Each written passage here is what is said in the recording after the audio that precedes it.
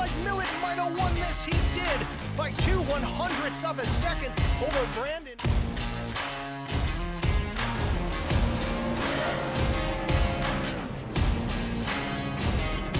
That S4 guy off turn 4 for the final time sees the checkered flag. It waves. It belongs to the 315.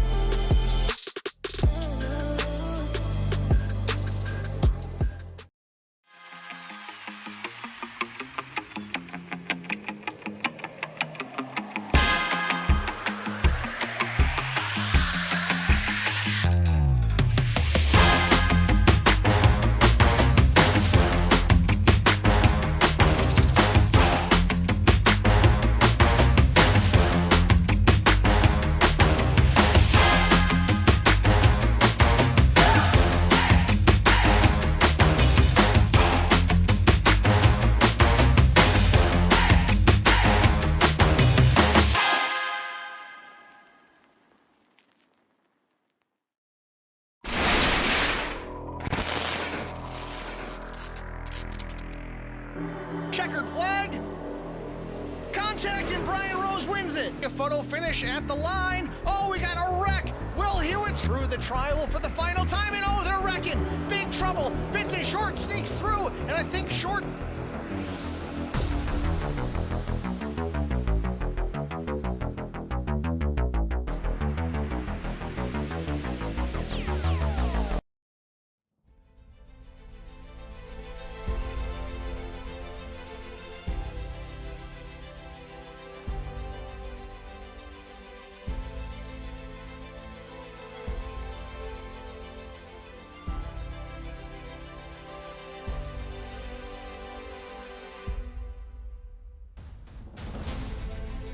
Originally constructed in 1996, Las Vegas Motor Speedway held its first major event in September of that year, an IRL race won by Richie Hearn. The first NASCAR event, a NASCAR Truck Series race, followed 2 months later. The NASCAR Xfinity Series paid a visit in 1997 before the Cup Series arrived in 1998, marking the beginning of the track's long-term success. Changes to the oval in 2006 made it more competitive a venue for stock cars. This major renovation revamped the banking, upping it from a modest 12 degrees to 20. Not only that, but the corners were banked progressively, meaning the further up the race surface, the steeper the banking. Lap times got quicker, racing got more competitive. Current stock car track record is held by Kurt Busch at just over 196 miles per hour. It's going to be a fast one here tonight. It's race number 2, the No Bull Racing Series, the Las Vegas 165, and it's next on HBR TV.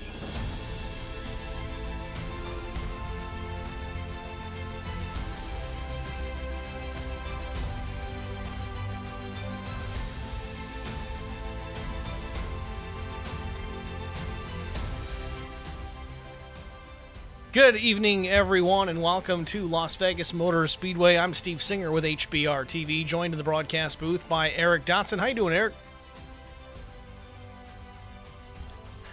Excited. It's race number 2, getting ready to get things rocking and rolling here from the Diamond in the Desert. I don't know if you had any opportunities to get out there and turn some laps here tonight. Maybe I hear you don't have a wheel anymore, so maybe you didn't. So either way, I'm sure you've got some thoughts about this place. You've run laps here in the past. I mean, what are your thoughts about Las Vegas Motor Speedway? I actually still have a wheel for now. I will be losing it, but this is a fun track to come to, especially in the trucks. It's a lot of wide open racing. I think these guys are going to put on a good show, and it's going to be a lot of fun to watch. This is going to be kind of like a super speedway where you got to maybe watch out for a big one. You know, you say super speedway, and it really will end up being very similar to that, though we do not have a drafting style package as far as the engine combination is concerned. No tapered spacer, no restrictor plates to speak of, but the draft will come into play significantly. You will see lap times about 3 to 4 tenths faster per lap in race trim with everybody packed up versus qualifying. Speaking of qualifying, before we get into it, 110 laps tonight, stage break at the completion of lap 40, 100% fuel load, and 2 sets of tires over the wall to work with. But qualifying just about underway. In fact, we have begun the session, so let's get down trackside and see who is out there. We're going to watch Drew Blaze here, see what kind of time he can lay down. He was the pole sitter here last season, the end of the season, second to last race of the season in Scar. We'll see if he can back that up with another one here tonight. Yeah, Drew's going to be fast just about anywhere we go, or matter of fact, anywhere we go, he will be fast. So I expect him to put in a good time here, and we may. This is a little bit different than before, where a lot of these guys, wouldn't turn qualifying laps. Now they have to. You know, with the No Bull Racing Series, it was quite popular. Really getting started, we had guys exceeding our initial limits of how many we were going to take. We planned on 40. I think we've got. I think overall 47, that claimed interest. I don't know if we're above that mark tonight, but we have made it so that the drivers do need to qualify to make the race. We're going to take the top 43. Anybody else that doesn't make that top 43, well, unfortunately, they have to pack it up and go home or jump into another session somewhere else. But that's the plan for tonight. Drew Blaze, first lap, 31.463, good enough for 6th fast. The 42, Kevin McCann, wasn't here last week, but he's top of the board, 30.88, fast lap. Yeah, Drew ran all the way up against the wall that first lap, and then he brought it down the second lap, so I think it's going to be a lot faster here. Here he is at the stripe. Drew Blaze goes from 25th to P3, 30.863 seconds. Zach Millett takes the top spot, 30.83, missed his lap. Justin Clapper on the speedway presently, off turn number 4, 31.021 the first lap, crosses the stripe. Number 63, Thunderclap Machine. He's going to clock in here 21st, 31 flat. David Bradford, last week's winner, 30.86. He's 4th fast on the board with the fresh colors and new paint scheme on that Toyota Tundra TRD Pro. Thomas McMullen, first lap was actually decent, 30.939. Probably one of the fastest first laps of the session. We'll see if he can back it up or even improve here on the second time around.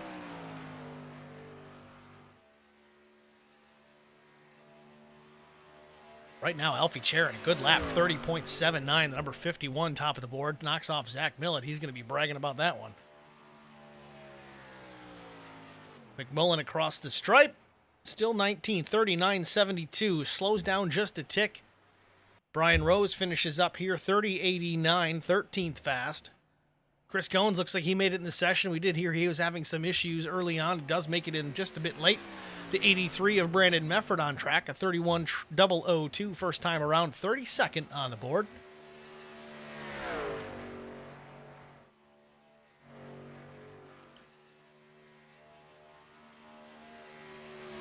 Across the line, 34, 30.986. Vincent Short, the number 15, Track Bar Media. Chevy Silverado, 31.659 the first time around. Vince put a lot of laps in this week. We'll see if he can have a good top 5 starting position. We'll see. Ran quick here in the Scar race at the end of last season. But now he's dead last, so he's got to improve on that. Across the line, 19:30.923. Tight times here at LVMS. Looks like that's going to about do it. Chris Elliott, the only driver not to get 2 laps in. 31.474 for Elliott, 43rd on the board, and it looks like everyone's going to make the race because not everyone showed up for qualifying, so a full 43 truck field tonight, I believe. And that's just amazing for a league to have 43 drivers. So hats off to everybody who recruited and got everybody together on this. Now, again, I hold my tongue just a bit because it could be a 40 truck field. I'm not 100% sure. If that's the case, Noah Rainwater, Joe Tucker, Chris Elliott would go home if it's only 40 trucks. Again, I'm not 100%. Missed that in my race notes. Again, it's still early in the season. We're trying to get better at this.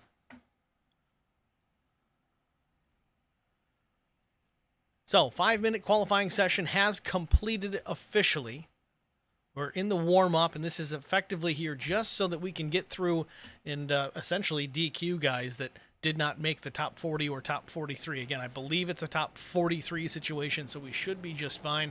But we're going to take the opportunity to jump out and get a break out of the way before we get to our starting grid after this.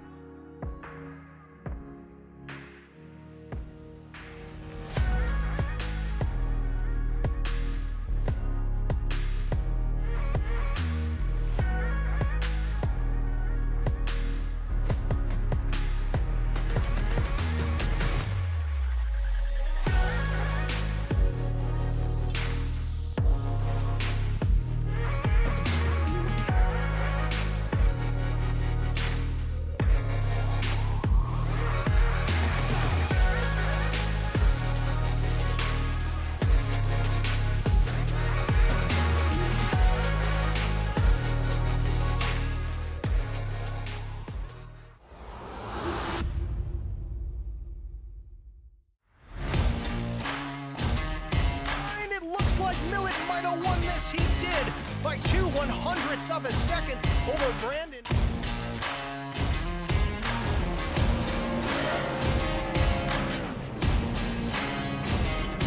That S4 guy off turn 4 for the final time sees the checkered flag. It waves. It belongs to the 315.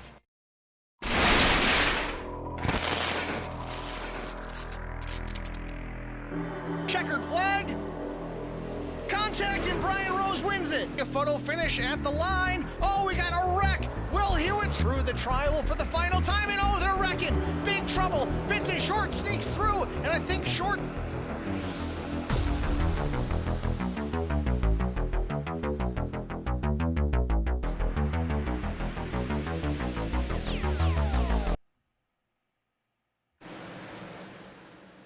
Welcome back to Las Vegas Motor Speedway. Just about a minute and 15 remain here in our little warm-up session before we get into our race.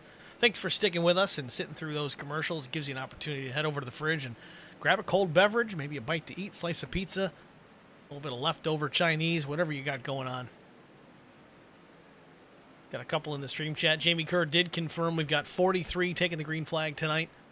Got Judy Tate hoping for a checkered flag for Mark tonight. Mark Truxell in the 5. Mark Thomas in the 50. You can see where that one gets a little bit confusing. Mark Truxell running the Little Tate's Cupcakes entry. So who's the pick there, Eric? I know I'm going to go with Case and Plot, but what about you? 2 weekends in a row with Plot. Double or nothing. We're in Vegas, man. I got to gamble. In Vegas with a gamble. I guess I'm going to take Chris Mathis. Chris Mathis, solid pick. Alfie Charon in the stream chat says Zach Millett, even though Alfie's on the pole. Alfie out-qualified Zach Millett tonight. Just keep that in mind. He's never going to let Zach live that one down. Warm-up session just finishing up. Jesse Redding says Goins from the back of the pack. Just glad he made it in. All right, well, while we wait here to get ready under the green flag, let's go to our starting grid for tonight's Las Vegas 165. On the pole position with Prestige Worldwide Racing, it's Alfie Sharon Jr. in the number 51. To his outside, it's a fast number 9. It's Channing Blue with Speed Clinic Racing. Row number 2, it's Zach Millett with Holler Boys Racing, and Brian McCann with Brian McCann Racing in the number 3. Going to be intimidating for sure from the 4th spot. David Bradford, Speed Clinic Racing's number 46, starts 5th. Drew Blaze, Scars pole sitter at the end of last season, starts P6 with Lone Star Racing. Case and Plot, my pick tonight, Speed Clinic Racing's number 19 starts 7th with Jeremy Paris, the number 24, rolling off in the 8th spot. 9th goes to Kevin McCann out of the IROC Series. 10th goes to Will Hewitt with Outcast Racing. Alan DeFries, HLC Motorsports, number 71, rolls 11th. Chris Mefford, the number 84, also from IROC, he starts 12th. Neil Quick with Quick Esports and the IROC Series, he starts 13th. Brian Rose, the number 89, Track Bar Media entry. Eric Dotson Agency on the truck tonight, he starts 14th. Eric Beadle with Beadle Motorsports, the 119, rolls 15th with Eric's pick, Chris Mathis, starting 16th. Carson Conway, the number 72, starts in the 17th spot. Mark Thomas out of the UK with Prestige Worldwide, starts 18th. Vincent Short will roll 19th with Logan Keys out of the state of Florida. He starts 20th in the number 43. Jason Spear, the number 83, starts in the 21st position. Another Prestige Worldwide entry. Brian Torsha, the 81, starts 22nd. Thomas McMullen, the 02, 23rd. Eddie Rose, 24th. Matt Kopp out of IROC, 25th. Blair Patterson, the number 91, starts 26th. And then it's the 16 of Mike Fahey with Lone Star Racing, starting 27th. Chris Goins, 28th. Justin Johnson, 29th. Roger Diebold, 30th. Mark Truxell in the 5 starts 31st. Doug Wysocki, 32nd. Jamie Kerr, 33rd. Josh Thomas, 34th, making his first start of the year. And then Keaton Burnett, 26th. Lone Star Racing Machine starts 35th. Matt Goodell, 36th. Brandon Mefford, 37th. Justin Clapper, 38th. Jesse Redding, 39th. Pat Colby, 40th. Noah Rainwater, 41st. Joe Tucker, 42nd. And Chris Elliott rolling from the 43rd position. Pace cars off and green flag is in the air. We are off and running here from Las Vegas Motor Speedway. Looks like the number 9 got a little bit of a jump there and take the lead going into turn 1. I don't think I could have timed it any better if I planned it. It was pure luck, folks. It was pure luck. I'm out of breath and I'm dizzy. Off turn number 2, Channing Blue is taking the top spot. Alfie Charon slides there in the 2nd position, the number 51 entry. Oh, real loose off turn number 4. Alfie Charon gathers it back up, or does he? Where did he go?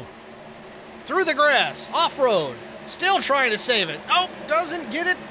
Locks it down, stays out of traffic. Oh, no. Alfie Charon goes from first to worst on lap number 1. Almost like he had money on the race. He done a fantastic job of not coming back up in front of the whole field, though.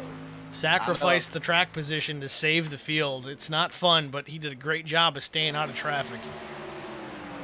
Done a good job of saving his truck, too. I mean, if he can just stay on the lead lap or stay the first car a lap down when we have the stage caution, he'll be all right. Yeah, exactly. We do have that stage caution completion of lap 40, so he's going to have an opportunity to get caught up. He's just going to have to try and stay on the lead lap throughout this event. Channing Ballou out in front. Brian McCann, second spot. Case and Plot up to P3. Zach Millet's fourth. Fifth goes to David Bradford. You got some heavy hitters up in that top 5 here as we get to lap 4. Yeah, absolutely. And 3 of McCann already trying to go into the lead here. Let's take a quick look here at the opening lap here with Alfie Charon. What happened to the 51? Real loose off of 4. You can't get more sideways than that. And he does a great job, locks it onto the brakes, gets it into the grass. Of course, that's not as grippy as the pavement. Decent job going straight through, gets to the Legends Oval. Now he's trying to gather it again, stays out of traffic, maybe an overcorrection to the left. Has to lock it down again. But man, it's terrible. It sucks for him, but good job staying out of traffic and taking care of that truck. Hopefully he can make it to the stage without going a lap down. Yeah, absolutely. And anytime you're on that low side, especially in 3 and 4 with the tires cold, the truck has a tendency of doing that. So he probably just got on it just a little bit too soon. Battle really right now between Channing Ballou, it's Case and Plot, Brian McCann. McCann up top in that black and gold number 3. Throwback to Smokey and the Bandit.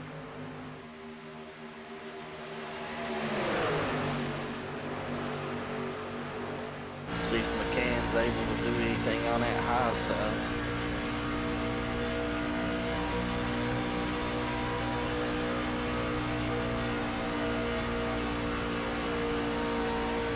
Now, how bad does the tires fall off here, Steve? Well, I don't know exactly how bad the fall off is, but I will say that through the course of a fuel run, some guys were able to work with 2 tire pit stops late in the race. So I would not be surprised to see guys gamble later on when they make that final stop of the day to go with right sides only and fuel to get them to the end. But we'll see, because the difference really between 4 tires and 2, it may make up the difference throughout the course of a green flag run. Of course, caution can be thrown into that mix as well and really confuse things, but it could be fun to watch as we progress through this race.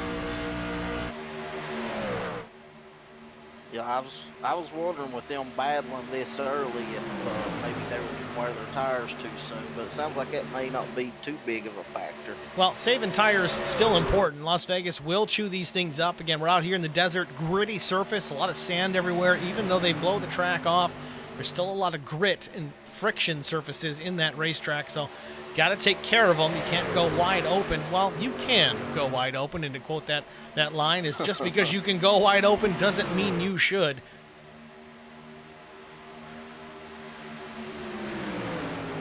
Zach Millet's made his way up. Looks like he's kind of trying to look to the high side of the 3 if he can, but doesn't really know. Here he goes, maybe? No. Millet running P4 here, started 3rd. Content running here behind the top 3. Again, can't win the race here from the 9th lap. Certainly throw it away if you're not careful. He's got David Bradford, someone he's very comfortable racing with, right behind. Millet goes to the bottom, the apron, shortcut of the racetrack, slides it back up into the banking, but still right tucked in behind the 3 truck of Brian McCann. McCann looks to the bottom on Case and Plot. Plot takes the middle lane.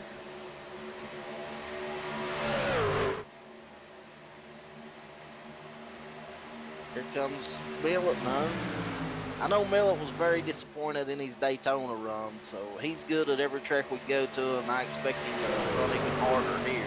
You know, I'll be honest. I mean, if anybody's got a weak spot as far as a racetrack is concerned or a type of track, Zach Millet, it's a super speedway. Everywhere else he runs, road courses included, he is lights out most of the time. So you're going to see him in contention all season long here, running in the top 5 just about everywhere we go. I mean, he's got some abilities on the super speedways, but for whatever reason, just tends to be snake bitten. We saw that last season in Scar as well. But everywhere else, if you can get it done, he's going to be a threat.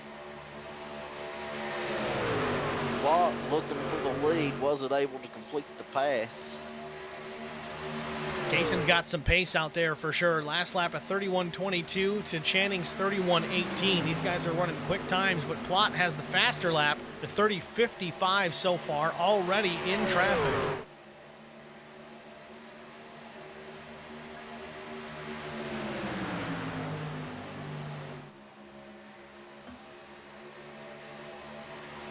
Nikki Short says, late to the party, but go short. Yeah, we were almost late to the green, Nikki, so no worries.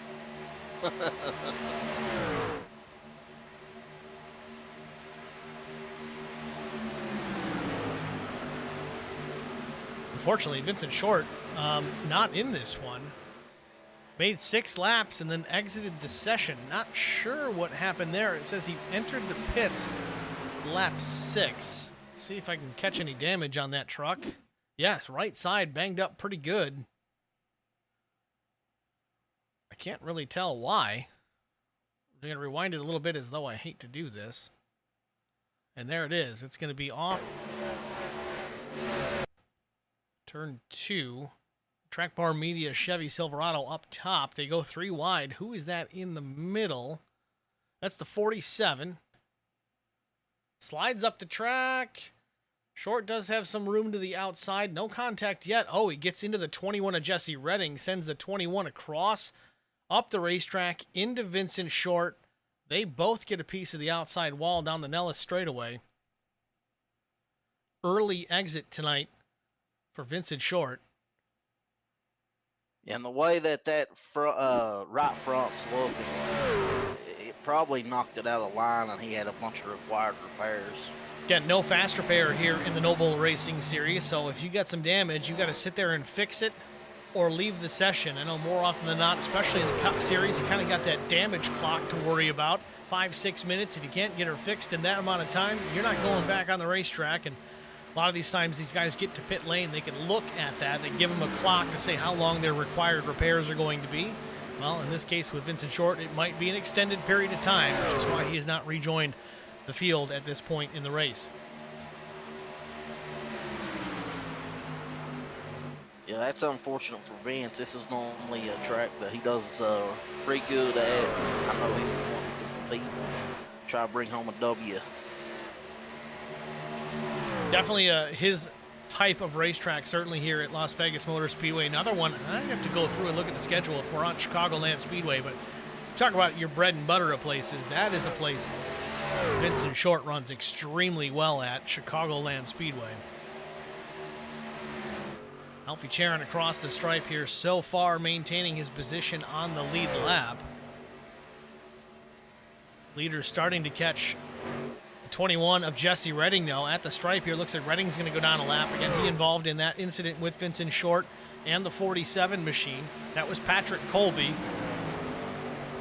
Redding goes down a lap. Now the first truck 1 lap down, so he will get that lucky dog the next caution that we get. If they don't catch anyone else. Well, there's that. Alfie Charon would be next. Again, Alfie had his share of issues on the opening lap from the pole position. Off turn 4, almost wadded up the truck, but gathered it up, stayed out of traffic, stayed out of the wall, stayed out of the damage department. Yeah, just an incredible move to keep from wrecking the field and himself. Sun setting here in the Las Vegas desert. You see the beautiful pink sky we've got. Thanks to Whiplash Sim Cams for providing us with a nice camera pack for tonight's event. Beautiful views of the race.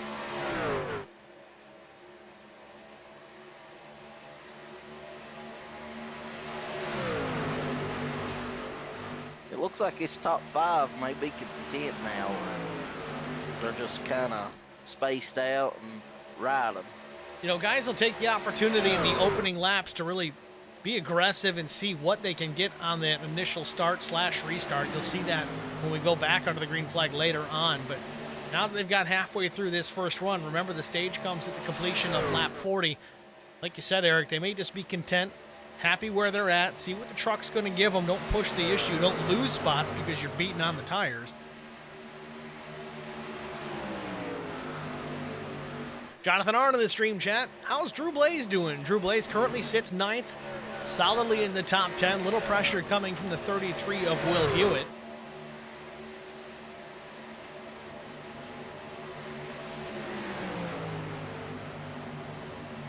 Now keep in mind, everybody, the pit lane will close here about lap 38. That's 2 laps before the stage caution. This prevents guys from dumping down pit lane and kind of short pit the stage, try and get their service completed before everybody else, kind of cycle back through to the lead. We did have that happen last week, but it was not mentioned in the rules, so fair game for everybody to play that. A lot of the Speed Clinic guys did take advantage of it. Can't say that I blame them. Very smart group of racers out there. If it's not mentioned and it's not put out there, go ahead and exploit it. I'm all for it. Yeah, I think it's a good rule, though. It kind of evens things up. I mean, because you'd be at a disadvantage if you're in the top 10 trying to get the bonus points. Well, with that said, too, I mean, every driver out there has that opportunity. You know, if you know that, okay, well, they're not going to close the pits. Every driver out there that was in the drivers' meeting knows better. So truthfully, everybody could do it. And if it became a thing where, well, we just didn't close the pits every week, they would all know it. So what would happen? Well, if 5 guys do it, then everybody's got to do it. So you'd have the entire field come down pit lane with 2 laps to go in the stage. Nobody would be on the racetrack. They'd get their pit work done. We'd get the stage break, and then nobody would pit. So what's the point? I agree. Channing Blue starting to stretch his advantage slightly over Case and Plot. Quarter-second advantage for the 9. Again, Blue and Plot both running for the same team, Speed Clinic Racing.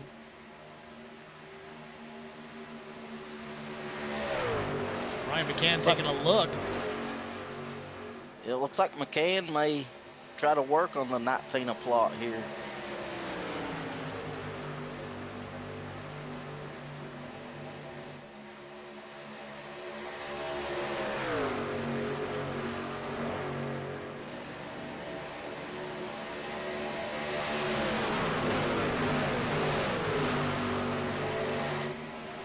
Plot's actually gaining on Blue up there.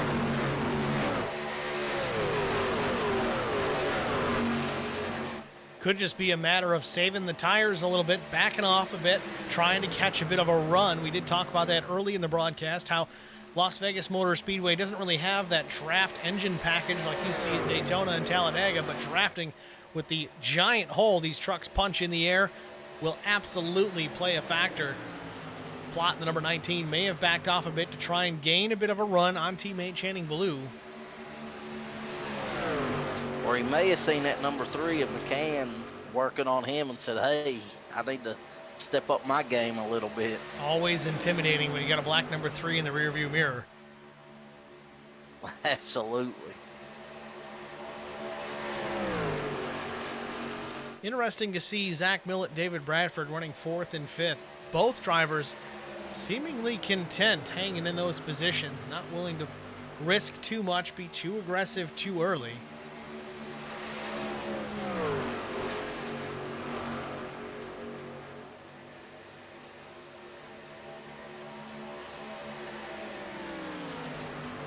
Zach Millett came last year and absolutely lit the series up, and David Bradford is a champion from the past and someone who's always been one of the top guys.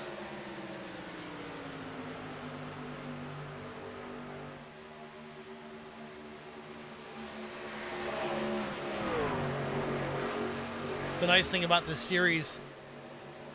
The whole intent behind it was to get the fastest guys we could find. There's definitely faster guys out there. There's just no two ways about that. But much faster guys we've brought in this season that we've had previously. Zach Millett was wiping the floor with guys on a regular basis. Not so much the case now. Bringing some quick guys in. Millett, of course, still competitive. We saw the same thing previous to Zach with David Bradford. David would come out. He would win a ton of races throughout the course of the season. Yes, he started off Daytona with a win, but even he will agree, talent really not necessarily a factor at the super speedways.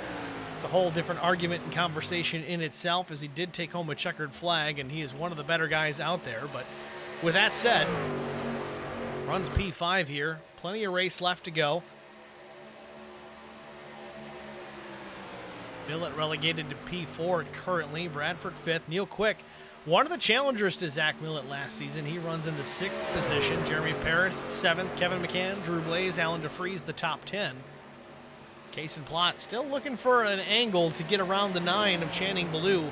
Lap 31 here from Las Vegas. We're going to jump out, go side by side for a moment before we get to our stage break. Stay with us. We'll be back after this. I would definitely recommend the Garza Law Firm to all my family and friends because I know how he's treated me. I have been playing basketball ever since I can remember. I just finished my 6-year career playing for the University of Tennessee. I feel like we're both striving to be better every day. He's always responded quickly and has always come through with whatever he said that he's going to do. The Garza Law Firm is definitely somebody you want on your team. The Garza Law Firm. Let us help.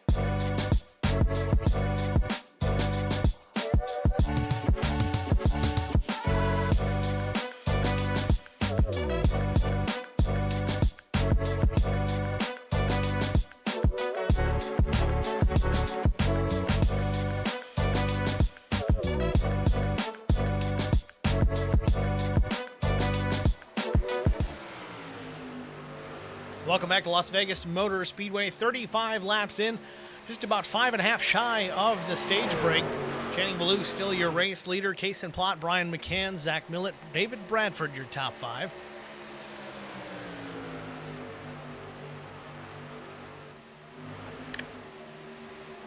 It may get a little racy here. I know that the stage points are more valuable the higher you finish, so these guys may be trying to get more stage points. Definitely things about to get a little dicey up here at the front of the field.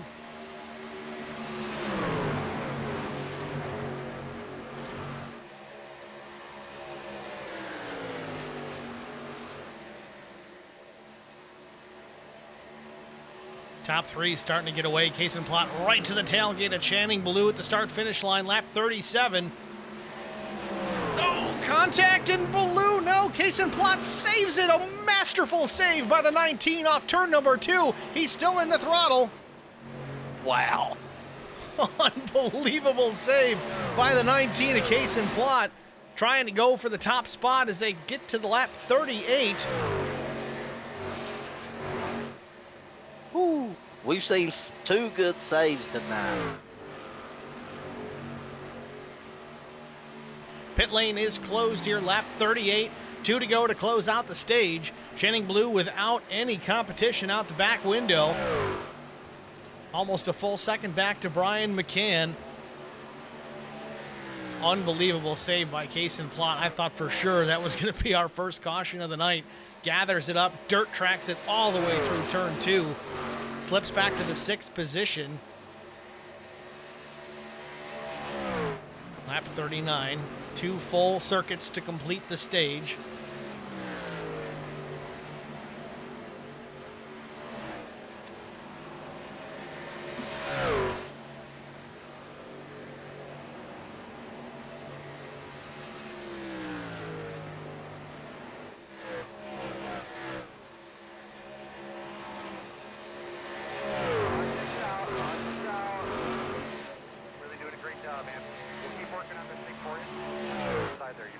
Caution comes out a little premature here, coming to the line at lap 40. Should have been one more time around. No worries, we'll make it work.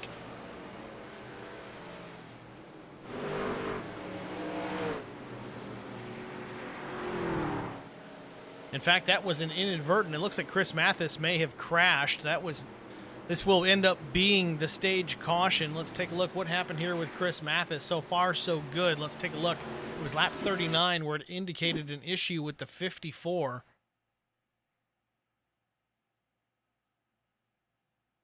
Mark Thomas looking to the inside. There it is. The 54 of Chris Mathis gets turned off the nose of the 50. Down the backstretch. Does he keep it off the wall? No. Gets a piece of it pretty freaking hard into turn number 3. Chris Mathis bringing us under the caution flag a hair early to complete the stage, but we'll take it. That's still going to be our stage break nonetheless. Everybody down pit lane here. Channing, Ballou, Brian McCann, Bradford, Quick, Millett, the top 5. Well, at least it hit in the back end. Maybe it won't be as bad. I know the 54 Mathis was my pick, so hopefully it didn't mess up his aerodynamics up front too bad. We'll see. I mean, it was a pretty solid hit, but being under caution, we're going to get an opportunity here. He'll have some time to try and get as much repairs made as possible. 4 tires and fuel for Channing. Ballou looks like the same for Brian McCann. McCann may win the race off of pit road here. The 05 of Noah Rainwater. Did he take none? He didn't take any tires. He didn't take any pit stop at all. He spent 30 seconds down pit lane, but didn't stop. At least according to iRacing live timing, it does not show that he made any effort to hit the box. Might have missed his entry. Can only imagine that would be the case. Right now, it looks like the 47 is your race leader. McCann may inherit that. Patrick Colby out in front. He pit at lap 39. Curious how he is out front so soon. A 25-second pit stop. Unless he was already on pit lane when the caution had come out. You see Rainwater now, he's going to take the opportunity to hit pit lane. Was trying to get the lap led, I would assume. But no, he was in the pit lane. He must have missed his box. It's easy to do. I did the same thing in the Daytona 24. We qualified P5 in class, so my brain was like, oh yeah, we're going to be towards the end of pit lane, but P5 in class is like 25 spots further towards turn 4. Drove right by it, ran out of fuel. Whoops. Looks like the 3 of McCann is on pit road again. No, McCann's still out front. Looking at him right now, he sits behind the 47, Pat Colby. Okay, I was looking at the stats wrong. We have had some issues with the live timing data this afternoon, not just tonight, but even prior to tonight. It's been acting a little strange. iRacing did release an update in the last couple of days, so sometimes it takes a little bit of time to get those things worked out so they talk to each other properly again.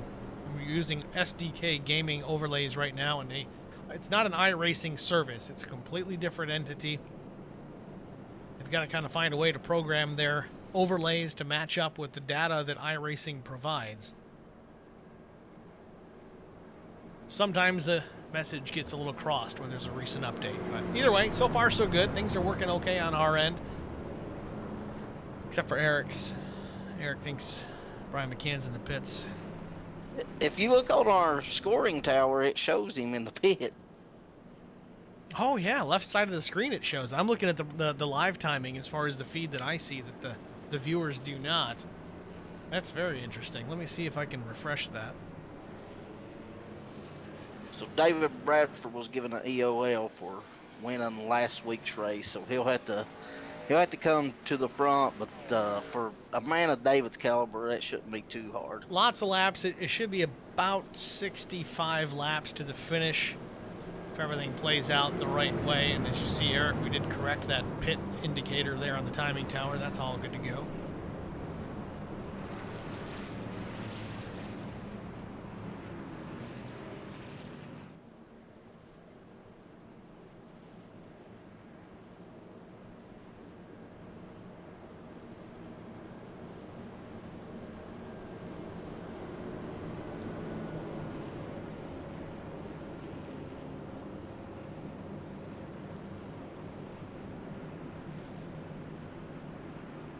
Been a little quiet in the stream chat, guys. Feel free to jump in and tell us who you're rooting for, where you're watching from. That's the coolest part, if you ask me, where you guys are all located at.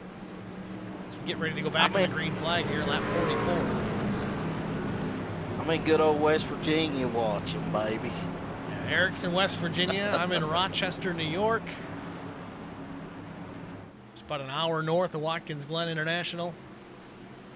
Pace car down pit lane. Green flag waves. Brian McCann with a great restart over Channing Ballou. Channing's going to duck down in front of Case and Plot, or is he? He's kind of halfway in between, protecting that lane. Jumps back topside. Case and Plot not sure where he wants to go. Millet runs fourth. Fifth place is Neil Quick, working his way up into the top 5 for the first time today. Kevin McCann, very fast just about everywhere we go. Kevin runs P6. Keep an eye on him throughout the course of this race. He's going to be a contender before it's over, I guarantee it. Blue wasted no time going right back to the top spot. No, definitely not going to chance it. Needs to get the nose of that number 9 truck to the front of the field, the Reaper Speed Labs entry. Reaper Speed Labs, they produce iRacing setups. If you haven't tried them out, you definitely have to. I have personal experience using some of their setups. They are spot on, fast as F, boy. I can definitely say that, especially on the road courses. The last setup I used, Canadian Tire Motorsports Park. Me and Zach Millett specifically, every single official race that we ran, we finished top 2 every time. And with all that said, the guys that finished right with us, elite performance drivers. Take that back. We did lose one race. Millett couldn't win that one. Everything else, though. Speaking of Millett, though, up to P3. McCann slips back to P4. Neil Quick still in the 5th spot. 6 is Kevin McCann. Jeremy Paris, Drew Blaze, Chris Mefford, Logan Keys, your top 10. Logan Keys, big mover so far, up 10 spots, started in P20. But if you want to look at a big-time mover, it's Justin Clapper in the 63. He's up 22 spots, currently running in the 16th position. Got a battle for the lead with Plot and Blue. Side by side through turns 3 and 4. Channing Blue up top, Case and Plot on the bottom. First challenge of the lead of the day without a spin. Plot coming to the line. No, he's not going to lead this lap. In fact, Millett's going to push the 9 across the stripe as the leader. No drafting partners for Case and Plot on the bottom. Top 3 on the outside. It's going to be Ballou, Millett, and Brian McCann, then followed by Neil Quick. Kevin McCann, a couple truck lengths back behind the 2. He's, again, just kind of silently watching, but Case and Plot wondering what he's doing here with no drafting help. Luckily, Channing Blue drops to the bottom in front of the 19, can help him out just a bit. Maybe going to get a run here down into turn number 1. We'll see. Right now, Millett, though, he's challenging to the outside of the 19 for the 2nd spot. Brian McCann, he's going to have to decide where to go. Gets to the back bumper of the 315. Plot now alone on the bottom once again. These guys are not giving any room right now. These guys are doing a fantastic job of keeping it off each other as they kind of single file, and then here comes Millett from the high side to the bottom, trying to make a move on the 19. Incredible racing here at the front of the field. Millett not wasting any time at all. Wants to go to the front. That first stage, nope. Caution on the speedway. Chris Mathis possibly. Roger Diebold. I had to look up at the lap ticker to make sure we wasn't with 5 to go the way them boys were running. No kidding. Roger Diebold involved in this one. Another thunderclap entry. Diebold, number 38 machine, it looks. Ducks it down to pit lane.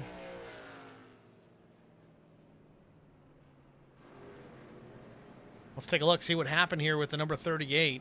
Puts us under our 2nd caution of the day. 3 wide, there you go.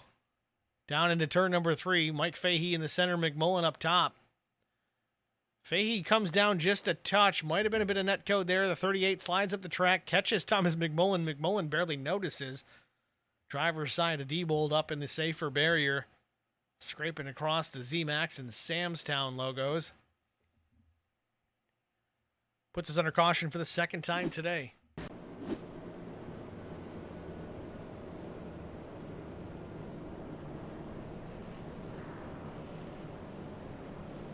What do you know what the fuel run is here, Steve? You know, I should, because I did a full fuel run to help calculate what was going to be best. I think it's 40, 46, maybe 45. I don't think you can go a full 46 laps. I think it's 45 laps on a full tank of fuel if you do it all under the green flag, and that was using my out lap, treating it like a pace lap. So 45 46. I think if you go 46, you'll run out. But again, we got a caution here, so that's going to change all of that. You say 1 lap under the yellow flag equates to 2 under green. Yeah, it looks like a lot of the drivers towards the middle to back part of the field is on pit road, so they're definitely going to come in and top off. Alfie Charon chimes in the stream chat. Even though he's driving, no texting and driving, Mr. Charon, but he says 45 laps is the fuel window. Again, as I said when I did the test, pretty sure it was like 45 and a half, mainly because you could cross the stripe and probably make it to turn 2 before the thing would cough, but you'd have to coast all the way to pit lane if you did that. So 45 full laps before you have to duck down pit lane.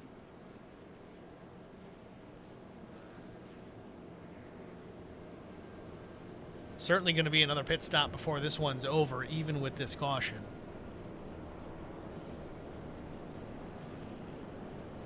Which is good. I mean, we've kind of, as a league, engineered this, and each week it's going to be different. It's not always going to be 100% fuel load. It may vary quite a bit. I think we were 90% fuel for Daytona. It's going to be hit and miss. I know we've tried to set this up so that the guys are forced to make a green flag stop, or at least one stop, you know, if we get cautions in that final stage. We've shortened things up as far as the first stage goes and lengthened it in the second. I mean, it takes a lot more strategy, and you have to, you know, it's just not the same thing every time. You have to come up with a game plan for this. Definitely. Alfie says, it's easy to text and pace lap. Alfie, I can't even drive and talk. Anyway, with that, we're going to jump out, get a quick break out of the way. We'll be back after this.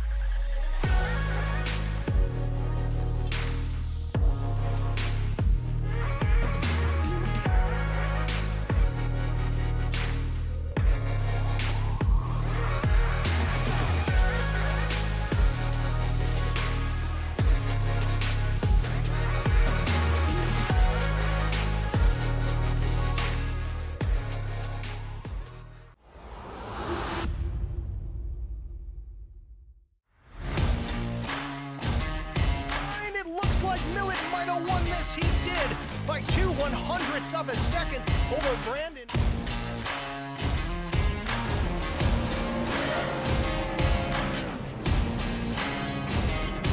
That S4 guy off turn 4 for the final time sees the checkered flag. It waves. It belongs to the 315.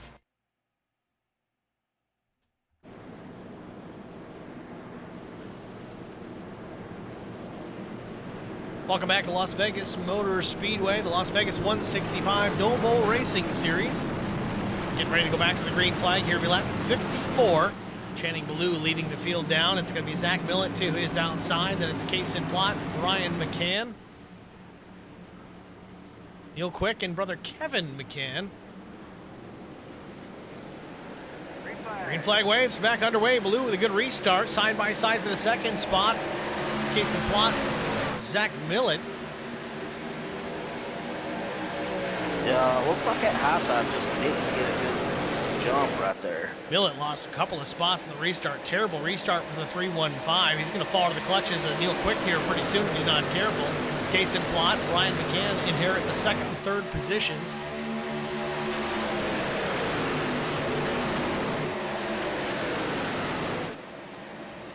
That's kind of uncharacteristic from Millett.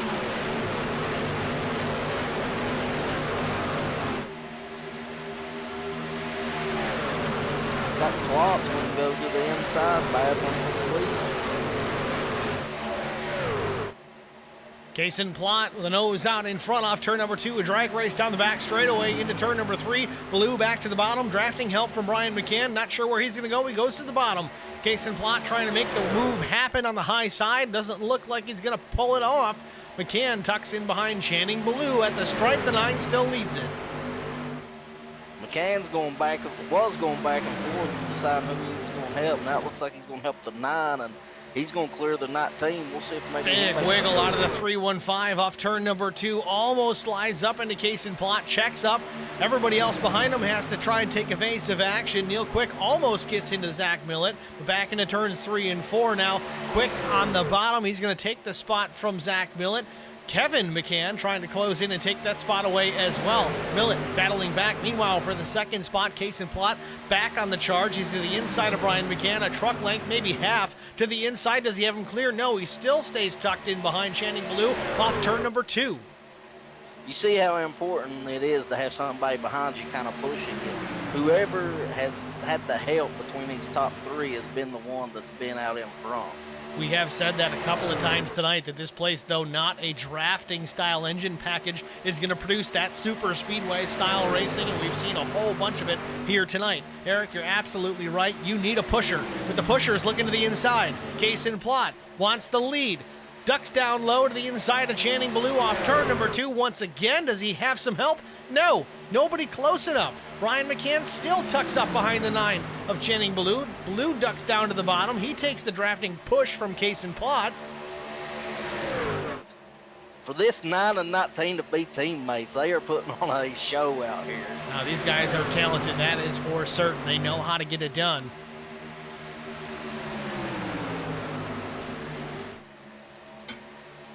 Here, the 19 looking high again. McCann looking under the 19 of Plot. Plot might have a run, but he's got nowhere to go. Yeah, he had Blue right in front of him.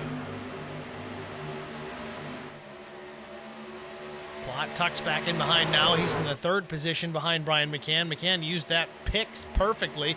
Kind of blocked the 19 from making the run that he had built off turn number 2. Takes advantage, jumps into the 2nd spot.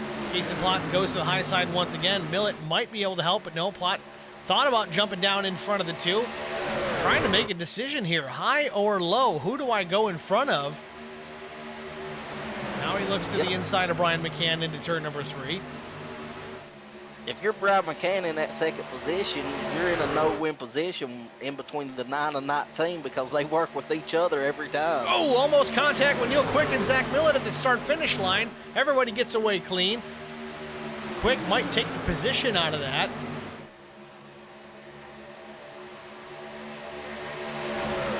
Sorry not to go to everybody else in this 43 truck field, but the battle is up front. Crazy action here at the front of the field. I cannot look away. Look who's creeping up in the 5th position now to come help his brother, the 42 of McCann. Kevin McCann, the Rainbow Warrior colors, the number 42, inverse 24. DuPont colors on that truck. Kevin McCann trying to work his way towards the front of the field. Brian McCann, his brother, certainly no slouch. Well, Kevin McCann, not a whole lot different. He is certainly one to contend with, and he's showing it here as he works his way towards the front of the field. Yeah, I'm sure they'll try to hook up and help each other out like the 9 of Blue and the 19 of Plot's been doing. Seems like the top 4 are starting to settle down slightly. Meanwhile, the battle between Kevin McCann and Zach Millett, that would be for the 5th position. McCann to the bottom. We got the 84 of Chris Mefford closing in as well. This may be a help for Zach Millett. A little bit of drafting, a little bit of push. You see some left side damage on the 315 of Zach Millett. It's marginal. That may have been the almost contact with himself and Neil Quick just a few laps ago.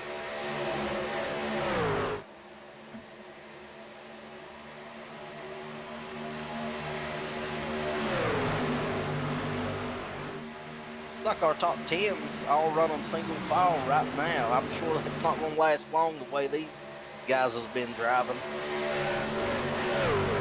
Well, honestly, at this point in the race, if we stay green the rest of the way, we're just a couple of laps away from guys opting to hit pit lane for their final stop of the day. It would be tight. And they also would not be able to make a green-white checkered finish if we were to have one. So we'll see who's going to gamble and who's going to be playing it safe. As Channing Ballou continues to lead this field. He's been dominant here this afternoon. Battle Case and Plot, Brian McCann, 2nd and 3rd. Plot It's been awfully strong here at the front of the field, but not able to get out in front and clear the 9 just yet. The 3 McCann, he's looking fast, but he has no help against these 2 teammates up here.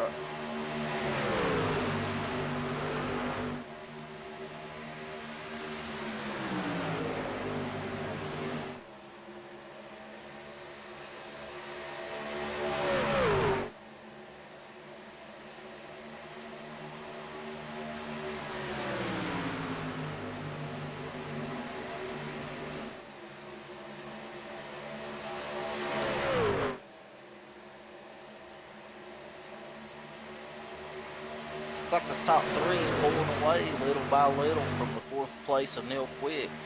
We saw that earlier on in that first stage. The top 5 really got away from everybody else. Slightly better pace, and it's starting to show, but now the top 3 getting away. I don't know if the damage to the left side of Millett's machine having an effect, and thus having an effect on Neil Quick, not able to have a drafting partner to work his way back towards this top 3. Meanwhile, these guys starting to get away.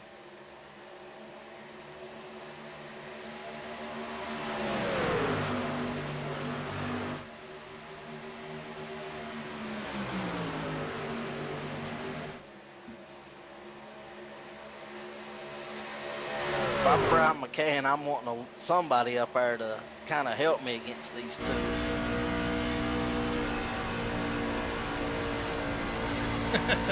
Brian McCann, King, North Carolina native. When in doubt, go faster. Guess that's a good rule of thumb.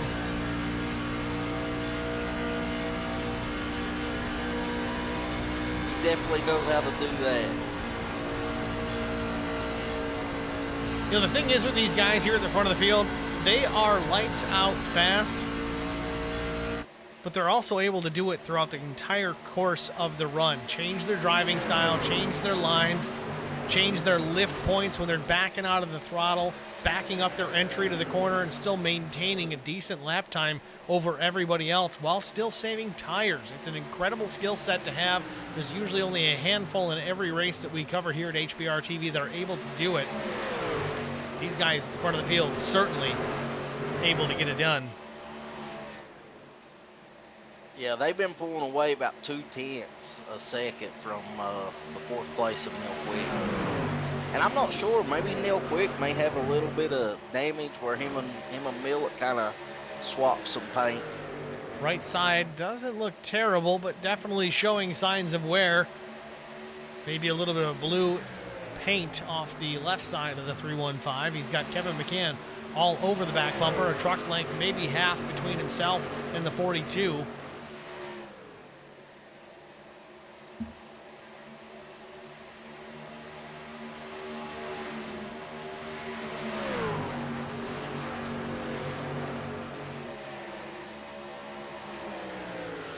Quick and McCann, both from the IROC series, both very good drivers, both champions in league series.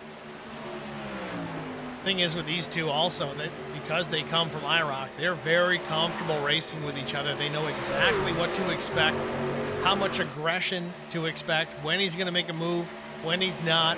We see Quick and McCann exchanging positions here. McCann takes the spot away from the 2, moved Kevin McCann up to P4, and it went very smoothly for both drivers involved.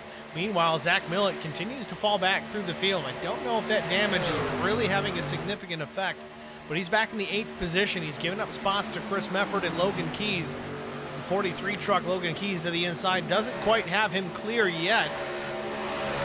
Barely clear off turn number 2 as Logan Keys takes the spot away from the 315. 24, Jeremy Paris closing in as well. And then you got the 83 of Brandon Mefford. Got to talk about Justin Clapper, though. Biggest mover of the race so far. He's up 26 positions up into P12 here with 74 laps down. He's got the 89 of Brian Rose to his back bumper, running in the 13th position with the Eric Dotson Agency colors aboard. I think we'll see Brian near the front here before it's all said and done. It feels like this is one of the tracks where we don't talk much about him, but there at the end he's going to be tossing it up. I will say that this has been a really clean race so far. Again, we've had 2 cautions. We can count one of them as the stage, even though it really wasn't. It was Chris Mathis getting into trouble. But this race, so far, with as close racing and as aggressive the racing has been awfully clean, really, from green flag up into this point. Very impressed with these guys in the show and the performance they've been able to put on. Yeah, absolutely, and the driving skill from our 2 guys that got loose, looked like they were going wreck in front of the whole field. Speaking of guys that were really fast early on, David Bradford running back in the 24th position. Truck looks pretty clean. I don't know if he's just saving his stuff or what happened here with the 46. He had the EOL, Steve.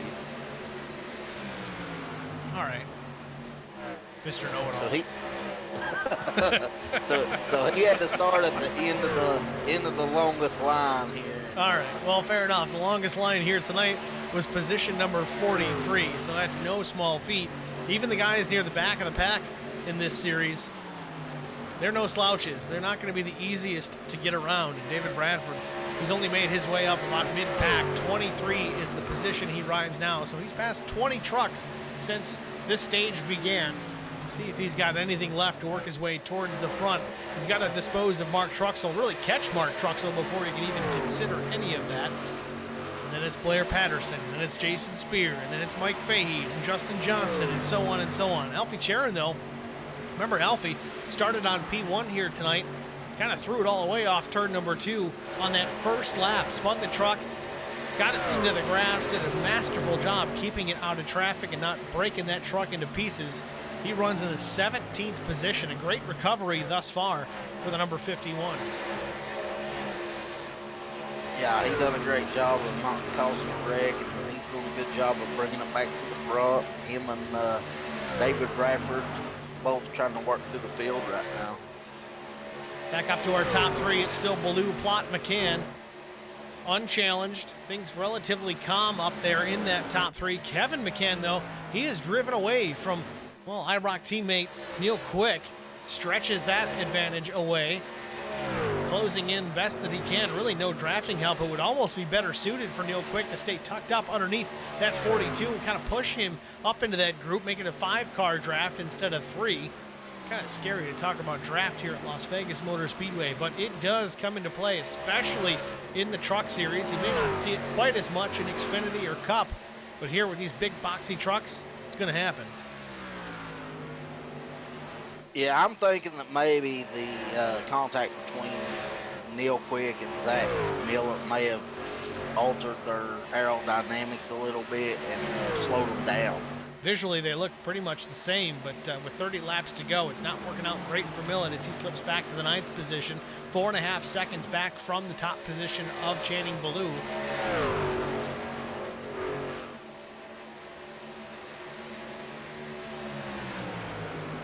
Leader starting to close down on some lap traffic. I think we're starting to see a few green flag pit stops as the 63 just hit pit road.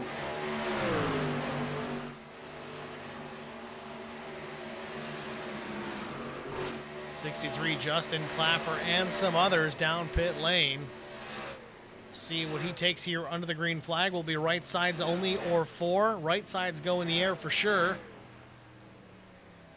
Crew drops the jack around to the left side. Fuel going in. 4 tires and Sunoco Racing fuel for the Thunderclap number 63, Justin Clapper.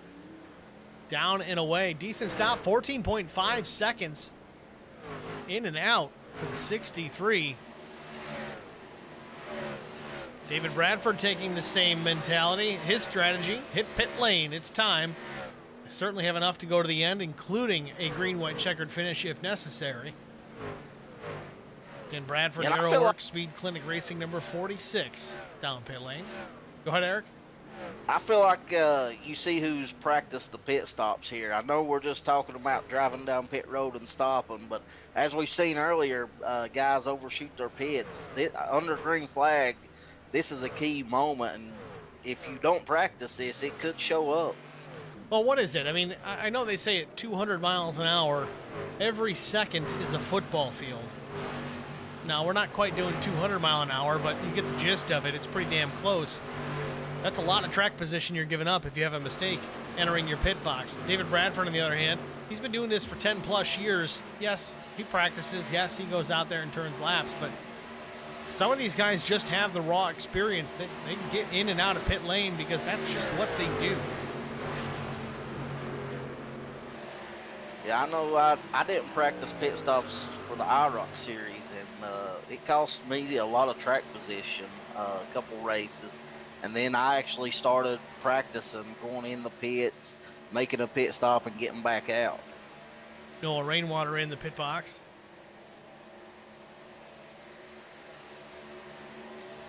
So Will Hewitt in the stream chat says, some racers need to learn how to enter pit road under green, which only leads me to start looking for an incident that we didn't catch. So we're going to go to Will Hewitt's crash in lap 81. It's more than a crash. He's already got damage. Maybe he got in the back of someone. You know I hate doing this, but I'm just going to have to rewind it the old-fashioned way. Looks like Drew Blaze. Maybe he got in the back of Drew Blaze. Well, we're watching it right now. You got the 33 of Will Hewitt we're trained on. The 1 of Drew Blaze down there on the bottom. Not typically a guy we would associate with needing practice for things, as he's usually very fast, very skilled, especially on pit lane, but might have got to it a little bit too late, got on the brakes too late. You see Will Hewitt gets to the back bumper of the 1. Yeah, I could see Will Hewitt's frustration there. 100%. 100%. Again, Drew Blaze not typically a guy you would associate with that, but things happen. Everybody does make mistakes. But meanwhile, pit stop's underway, leaders included, but this gives the lead to Chris Mefford, the number 84 Spartan Logistics Management Silverado up front. Then it's Mike Fahey in P2, Pat Colby, and then Matt Goodell up to 4th. Will Hewitt says he hit the apron, came back up off the track. Mistakes happen, certainly, Mr. Hewitt. There's always next week. So, top 5 currently. Chris Mefford, Mike Fahey, Pat Colby, Matt Goodell, Eddie Rose. Biggest mover in the group, Pat Colby up 37 spots. Of course, he still needs to make his pit stop, but noteworthy nonetheless. I mean, these 5 are kind of hoping for a caution. Channing Blue in the 6th position after his pit stop. Great track position and managed to get a pretty good gap back to Brian McCann. Top 5 drivers all on a lap of their own. A caution right now would really screw things up. Yeah. Looks like Fahey hit pit road that lap, so we should have 4 that hasn't pitted after that cycle's out. Right side tires for Mike Fahey. Got to go back and look and see who took right sides only.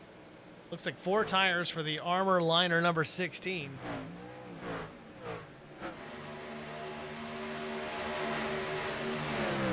It's interesting, we heard a lot of guys talking about 2 tires only on their stop. Chris Goins seemingly the only one that took 2. Again, Goins had some big-time struggles getting into the session tonight, problems with iRacing.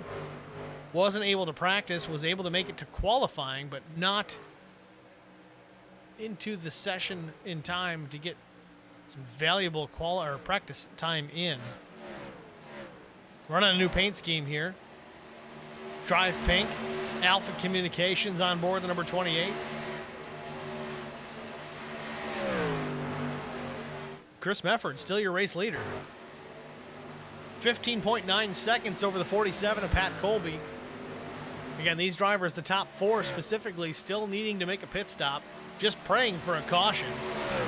Mefford drops down. He's going to take this opportunity to pit.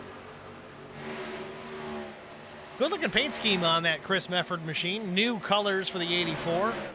Spartan Transportation LLC.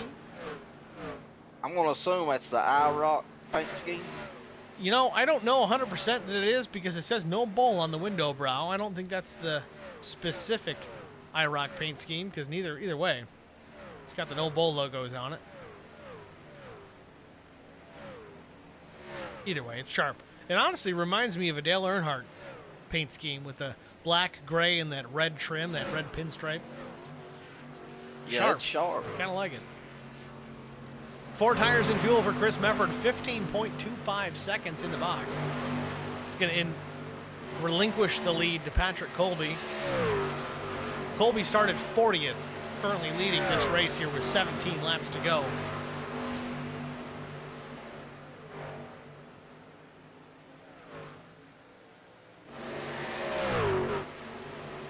Matt Goodell, the number 85, he's currently about 4.8 seconds in the rears as far as that top spot's concerned, but he as well going to need to make a pit stop here. Top 3, Colby, Goodell, Eddie Rose, need to make their final stop of the race. 17 laps to go. He's going to cycle everybody out. Baloo likely going to retake the top spot. As long as we don't get a caution, it's certainly going to change things if that happens. See Eddie Rose there in the number 88 Track Bar Media Ford F-150. Eddie's supporting a good-looking paint scheme. Show is. I'm sure you painted that, didn't you? I might have. Eddie kind of running in the middle of the Raceway coming down the backstretch. He may be pitting this lap. Oh, loses connection there for a moment. Stays on a racetrack. So does Colby, Goodell, and Rose. Top 3 still out in front. I would think these guys have to be getting close to having to pit. You know, we did have that caution. It certainly extended things out for everybody. But yes, it's getting on crunch time. They're going to need to stop for Sunoco Racing fuel here pretty soon. Caution on the speedway. Truthfully, don't know why. See Chris Mathis in the pit lane, but I don't show anybody crashing. Well, I heard in the driver's chat, check up, check up, check up. So I'm not sure what that was about.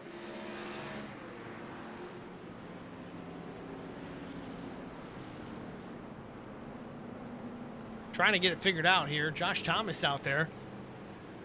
Josh very new to this asphalt racing scene. Josh comes from the dirt background for sure. A little bit of right side damage to that truck, but really things look pretty good. Really undecided here what has caused this caution. Now Colby's going to have to pit under this yellow, as is Matt Goodell and Eddie Rose, but everybody else has pit. So what looked like it was going to work out for them, it's really not a huge help. The difference here, though, they're going to have fresher tires than everybody else out there that opts not to hit pit lane here. So that's going to be their benefit. I don't see them working their way all the way back to the front of the field here with 13 laps to go, but they're going to be something to reckon with for everybody else that's already completed that stop. So this strategy play could still work out for a lot of these drivers. You see 47 hit pit lane a little bit early. He may get a penalty for doing so. Eddie Rose still on the racetrack as the race leader. He's going to inherit that and take that top spot. A little bit of bonus points for the 88. We'll see if he's got enough fuel to make it back around to pit lane.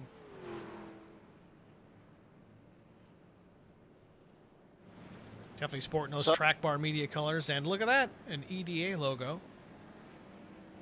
Yeah.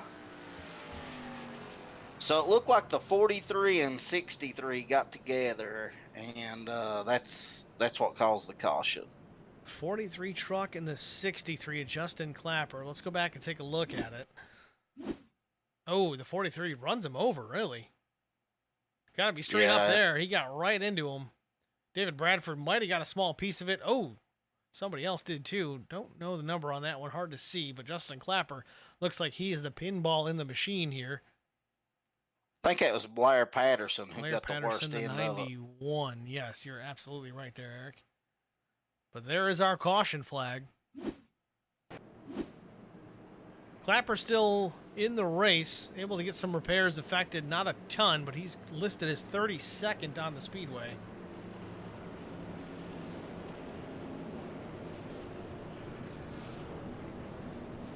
Eddie Rose still on the racetrack. Very interesting.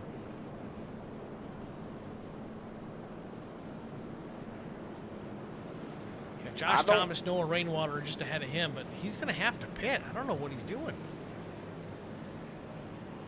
Yeah, I don't know if maybe he was trying to get a bonus point or... Well, he's still on the track. I know he got the bonus point for leading a lap already, but he pit last at lap 51. Yeah, he's got to be. We're going to get the one to go this next time by.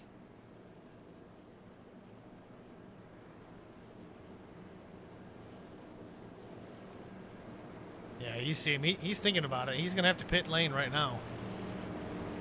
Which I'm pretty sure pit road will be closed. For him, it would be, because as soon as it opened, if you don't take that opportunity to hit pit lane, it's going to be closed for you the next time by. I mean, if you go down, get your pit service taken care of, and then go back out, then it will be technically open. You could top off if you wanted, but... Which I think it's end of the longest line, correct? I think it is. Yeah, he's pulling off now. And he rose down pit lane.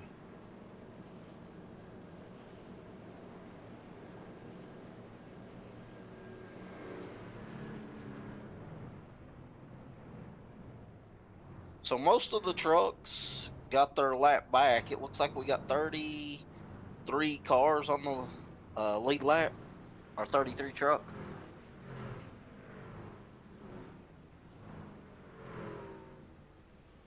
Eddie Rose is going to take 4 tires and fuel. But I think you're right, Eric. I think he's going to have to serve that penalty, tail end of the longest line.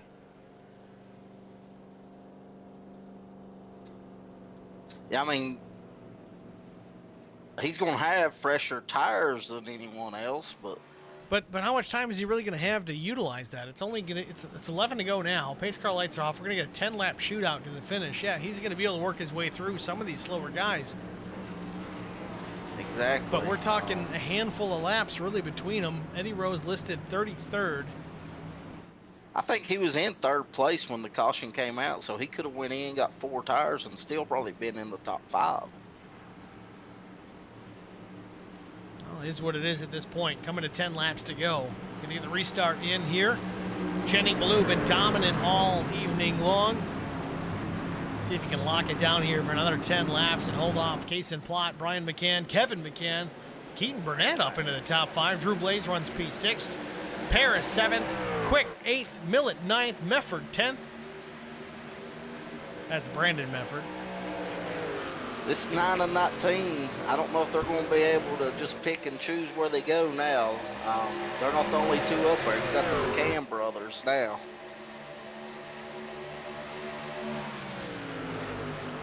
Ten laps to go from Las Vegas Motor Speedway. Side-by-side battle for Brian McCann and Kason Plott for the 2nd spot. Kevin McCann, he's closing in. He's got some help from Keaton Burnett. Kevin drops down to the bottom. So do the leaders down to the apron. 9 laps to go. Ballou still out front. McCann, it's aggression time. He's not even a half truck length behind that Reaper Speed Labs number 9. Ballou slides up the racetrack just a bit.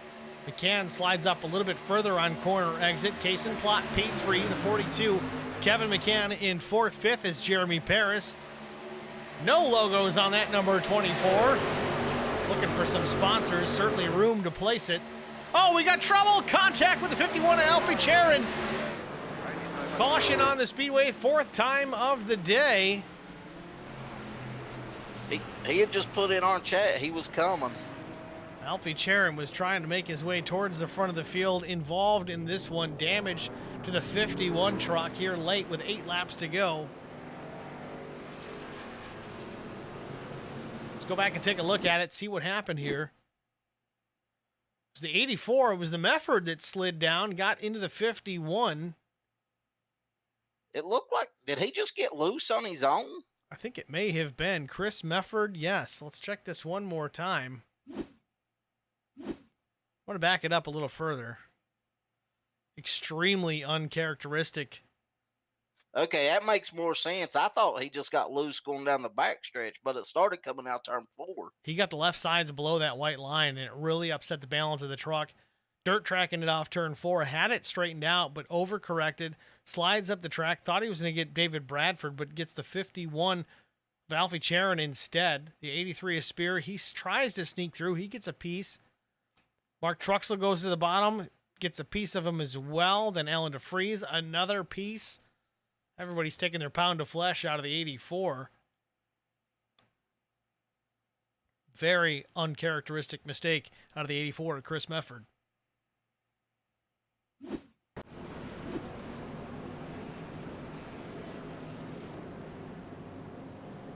Stay with us, folks. We'll be back after this.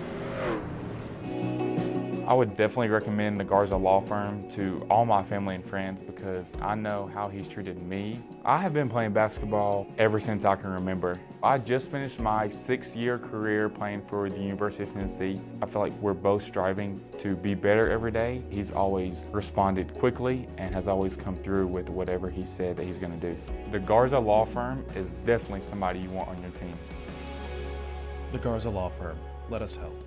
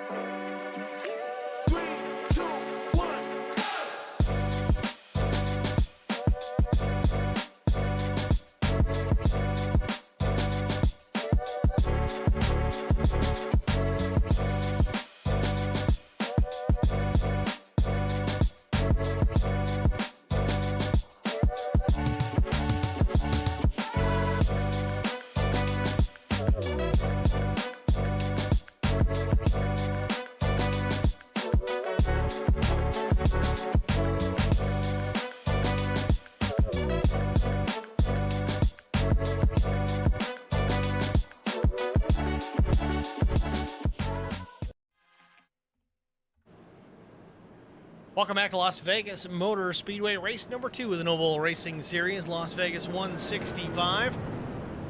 Alfie Charon, the 84 of Mefford, involved in an incident here to put us under the 4th caution of the day. Alfie, well, going right out there and saying that the 84 is a hack.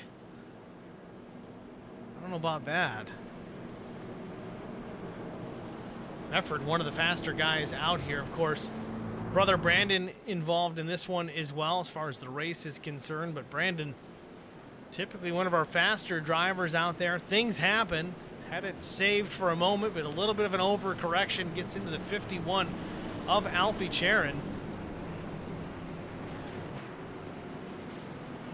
Pretty significant damage to the 84 machine as he's gotten some repairs made. Still in this here with 5 laps to go.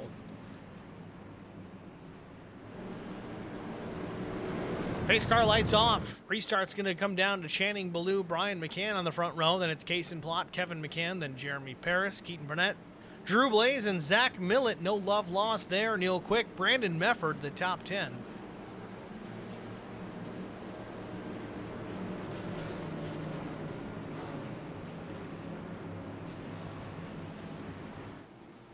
Five-lap shootout. If we can make it there. Again, we do have the opportunity to go green, white, checkered if need be. We have 3 opportunities if they come about. All we can do is wait and find out. Pace car's off.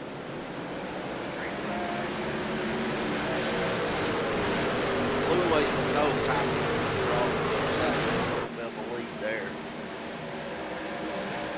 Channing gets out to a big advantage early on, 0.3 of a second back to the 19 of Case in Plot. Then it's Kevin McCann, Jeremy Paris, Brian McCann. That's the top 5, but they are close together down the back straightaway. We'll see what the 19 and 42 end up doing here. They're going to catch the 9 quick. Looks like they may just ride here for a second. At the stripe, 3 laps to go here, the Noble Racing Series race number 2 from Las Vegas. Kason Plott takes a peek to the inside, looking for a chance at the lead. Nothing doing there. Baloo maintains the top spot, half a truck back to the 19. Jeremy Paris once again coming alive late here in the event. Tucks in behind the 19 of Plott. Top side, it's the McCann brothers, the 42 and the 3, Kevin and Brian respectively, coming to 2 laps to go. Looks like the low side's the one with the momentum right now, as the McCann brothers aren't able to do anything, and it looks like we may have 3 wide right here. Thought so too. Channing Blue, maybe a little contact with Kason Plott, saves the truck. They get it gathered up. Just a brief burp on the throttle for the 19. Still stays with it to the bottom, goes the 19. Kason Plott looking for the lead off turn 2. A little bit of help from Jeremy Paris. Topside, it's Baloo, McCann. Baloo drops down to the bottom in front of Plott. Lap and a half to go, not even as they work off turn number 4.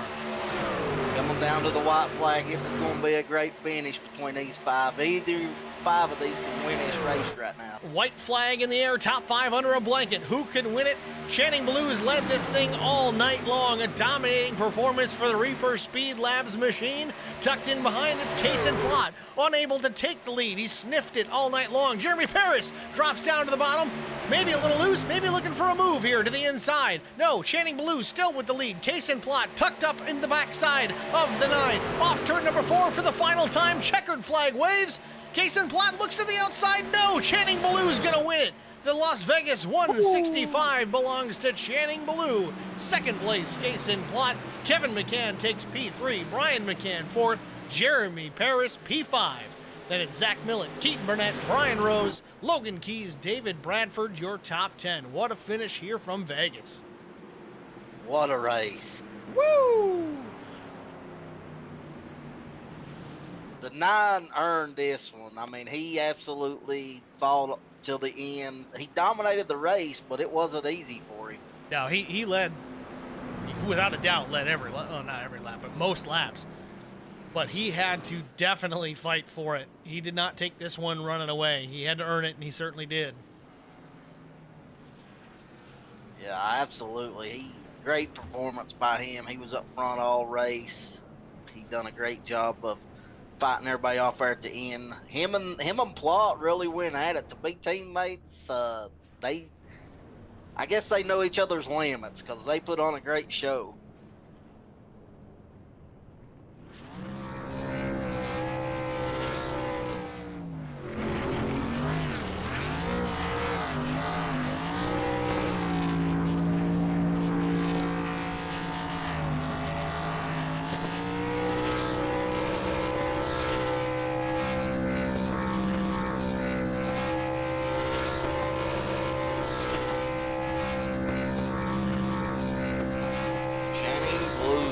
Burning them down right now.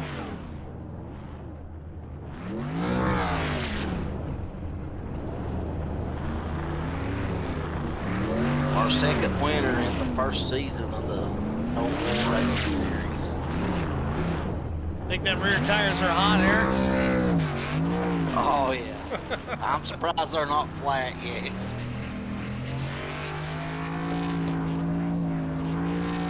He might just try to blow it up right here.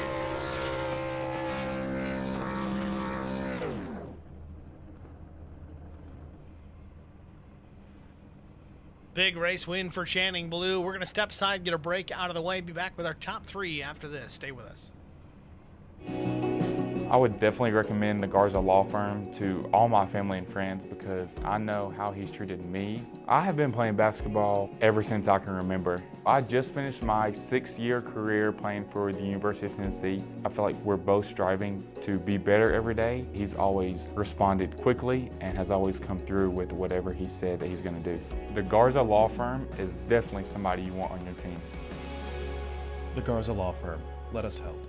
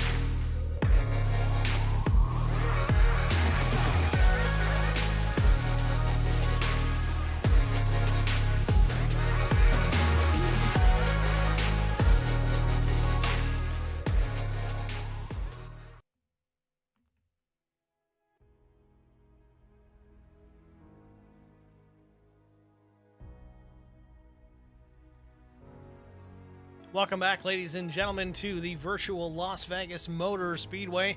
Race number 2 in the books of the Noble Racing Series, Las Vegas 165. Channing Ballou, your race winner. Dominating performance. Let's see if we can pull him up into the broadcast booth. The number 9, Channing Ballou, it's Steve and Eric in the HBR TV booth. You got a good copy? Yeah, I got y'all loud and clear on this end. Channing, congratulations, man. A dominant performance here tonight. Couldn't take the pole position, but still outside front row. But, man, you didn't waste any time. Took over that top position right away. And for the most part, had it all night long. Tell us about your race and what it took to hold off Case and Plott and Kevin McCann for the win here tonight. Yeah, I mean, it took a lot of teamwork. Me and Kaysen being on the same team, he really helped me out a lot. But we figured out early on in the week, Clean Air was dominant, and whoever had the lead, it was hard to break the bubble and get up to the back bumper and make a whole lot of moves. But when I did get put behind, we were able to get back in front and maintain Clean Air, and ultimately helped us win the race. We're not a fan of the package by any means, because it's pretty much wide open, and whoever's got the lead has kind of got the advantage. But next week ought to be a little bit different story of Phoenix, a lot more braking and lifting points and all that, all that going on at Phoenix. But we're still excited about the win, and getting maximum points here tonight was huge. At the end of the day, we're trying to make it into contention for the championship, and that's one step forward we took.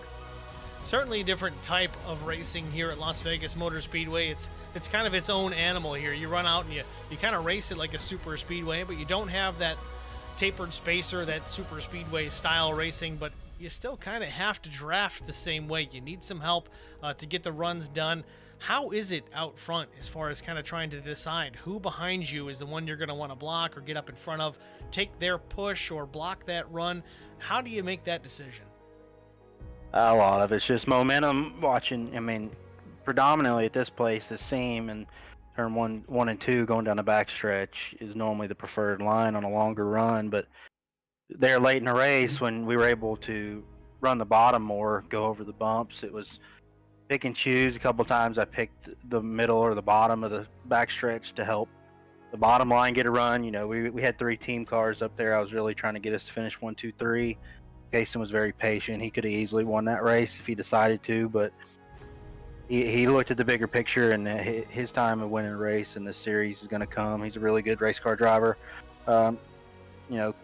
Kevin and Brian posted a really big challenge there. I mean, we had a strategy for pit stops going in, but we kind of just played it by ear and tried to do, pit when they do, or pit, one lap before, and it was kind of hectic. But other than that, like you said, it is a super speedway style race with attrition every once in a while. The tires do wear out and make it a little bit more interesting, but it would take a long 50, 60 lap run, and with 40 laps to 45 in the tank, it's just not long enough. But it is what it is. We won the race, and it was fun to win. I'm not going to sit here and lie. Well, Channing, again, congratulations on the victory. You mentioned Phoenix Raceway next week with lift and coast and braking and that sort of thing. Certainly a different style racetrack that we're going to have to contend with. What is the strategy out there? We talked about tire savings here tonight. Certainly going to be an issue next week as far as trying to save tires. What are your plans rolling into there to take home 2 in a row? It's all going to be about ebbs and flows of the race. I mean, I know one thing, going to the back at the end of the stage and having to work my way back up through is going to change my strategy dramatically. So I don't know if saving your tire sets for having a set later in the end. I mean, Phoenix is just going to be different. I mean, 40 trucks out on a racetrack, it could get hectic. We could be in for a caution filled night, or we could have a bunch of green flag runs. It just depends on what everybody plans on going in, how aggressive everyone is. But it's a cool racetrack. It's multiple grooved in 3 and 4, in 3 and 4. It's always confusing realizing that we're on the new configuration there, so which corners are which. I screw it up all the time. Yeah, it's really, I'm talking about 1 and 2, but it's really the old 3 and 4. Right. 1 and 2, you can either rip the fence or you can run along the line. I mean, I don't want to give away my strategy, but I'm going to be probably holding tires for as late as possible, because they're going to matter. Saving that right rear in this truck, and really any oval asphalt car is going to be key for a short track type event like that. So, I mean, look, the same guys that were up front tonight are going to be the same people up front next week too. I guarantee you, Kaysen's going to be extremely hard to beat there. He runs asphalt late models or has, and he's got a real knack for short track. So, I look for him to be the one to beat. But coming from the back is going to be interesting. It's going to be hard. Well, Channing, again, you got the victory here tonight. Congratulations on the win here in race number 2. We're going to let you go. Pull Kaysen up here. Before we let you go, though, who do you want to shout out to? Yeah, I got to give a shout out to Reaper Speed Lab. They're on the truck. They'll be helping out in Road to Pro and everything. And then also they're go check out their open sets. They're really incredibly good, especially lately in these asphalt ovals. And got to thank everybody at Speed Clinic Racing. We got a good group over there, and we plan to win a lot more races than it started tonight. Gotta say, Channing, I've been a customer of Reaper Speed Labs in the past, and they certainly do throw down a hell of a good product. Certainly worthy of top 3 finishes on a regular, so that's cool to have them involved here. Yes, sir. All right, Channing, well, good luck next week at Phoenix, man. Thanks for talking to us. No, thank y'all for putting on a show. It's Channing Ballou, your race winner here from Las Vegas Motor Speedway. I almost said Phoenix. We're not there yet. Kaysen Platt's going to be next. We'll pull him up into the broadcast booth, get a word with our second place finisher. Kaysen, it's Steve and Eric in the HBR TV broadcast booth. You got a solid copy? Yes, sir. How y'all doing? Doing good, Kaysen. Well, I got to tell you, man, disappointing. You were my pick to win tonight. P2, though, pretty close. Solid run. You were up front in that top 3 all night long, giving the 9 truck of Channing Ballou all he could handle. I know he's a teammate and all, but I'm sure you're certainly trying to win this thing if you can. Tell us about your night, and could you have done anything, within the realm of teammates to get by the 9? Well, I'm always going to show up week in and week out to try to do my best to win. But if it comes down to it, like this package, which is absolutely horrendous, and you're damned if you do, damned if you don't. I mean, it's kind of the follow in line and help your teammate out as much as possible. I mean, I tried multiple times to try to take over the lead, but as soon as you do, you have these other great drivers that's lined up, ready to pounce on, getting by once you get hung out there. So it sucks as far as, it comes down to teammate racing and who has the most, team members in line to have the advantage, but that's what it comes down to. And I'm just not a big fan of this package as far as having to block Brian going into 1 right there. I mean, that's not my type of racing and not the way I race, and I hate doing it that way, but I'm trying to keep my position too to get as much points as possible. So at the end of the day, it was a real good and clean race for us up front, and that's all you can ask for. Well, at the end of the day, you do what you got to do to get the best finish that you can, whether it's a win or a P2. I know it's not quite restrictor plate racing. We had the same conversation with Channing as far as it's not really his cup of tea, so to speak. But it's just the nature of the game. You come in here without that tapered spacer package, but still the hole that these trucks punch in the air creates a significant draft experience, so to speak. And if you got to throw a block, you got to throw a block. And either way, you ended up here in the second place. The end of the day, we did watch a couple of instances where you were trying to make that move to make that pass on the 9 without any drafting help. I mean, was there really a significant difference when you had a guy behind you versus not? Oh yeah, for sure. But I mean, like I said, that's trying to pick which lane's going to be best. And obviously later in the race, probably 15-20 laps into tire run, you're gonna have to make your pass on the outside basically, especially 1 and 2 with the bumps and stuff down there on the bottom. It's just you won't be able to get off the corner and make the pass and complete it. So unless you have help to give you a good push, 3, 3, and 4 down the front stretch, I mean, it's kind of tough, but that's the package we have, and that's what we're gonna have to deal with. So hopefully when we get to these other racetracks, it'll be different as far as short track racing, but there won't be no guarantee we'll be great there, but at least then it'll come down to the driving ability and everything like that. Next week, Phoenix Raceway. Channing says you're going to be really tough to beat next week out there. A lot of lifting, a lot of braking, a lot of taking care of the tires. Is that a place you look forward to? I look forward to it, but I won't say that I'm going to be hard to beat. I might go out there and be 20th, so That's we're gonna go in there with a mindset to win, but there ain't no guarantee for that. So we'll stay level-headed and we'll see where we play out. A modest Kaysen Plot. Congratulations on P2 here tonight at Vegas. We're gonna let you go, Kaysen. Who do you want to shout out to? First off, just thank y'all for the broadcast, my family, Speed Clinic Racing, and we'll just thank y'all again. Kaysen Plot, your second place finisher here tonight in Las Vegas Motor Speedway. Tune in certainly next week at Phoenix Raceway. I know he's awful modest about it, but teammate Channing Blue thinks he's going to be tough to beat. Next, we're going to pull third place finisher Kevin McCann into the broadcast booth. I don't think he was able to make it last week at Daytona, but here he is with a top 3 finish at Vegas. Kevin, it's Steve and Eric in the broadcast booth, HBR TV. You got a copy? Yeah, I got you. Kevin McCann, long time no talk to. Congratulations on a P3 finish here tonight. What was the strategy coming into tonight?